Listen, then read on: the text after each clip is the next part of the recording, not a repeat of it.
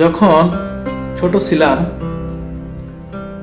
তখন মনে মনে প্রতিজ্ঞা করেছিলাম, যখন আমি বড় হব তখন আমি সমাজে যারা অসহায়, গরিব, দুস্থ আছে তাদের উপকারে আসব।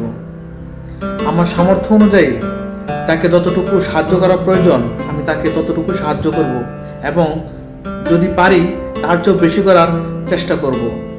সমাজে অনেক অসহায় নিম্ন শ্রেণীর মানুষ বসবাস করে, যারা দিনান্তে পান্তা ফুরায়।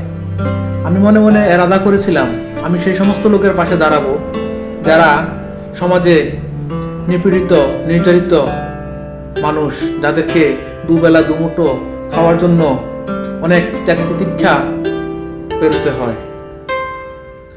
এখন বর্তমানে বড় হয়েছি, এখন বড় হয়ে আমি নিজে এখন অসহায়, আমি গরিব, আমার চেয়ে গরিব আর কেউ নাই।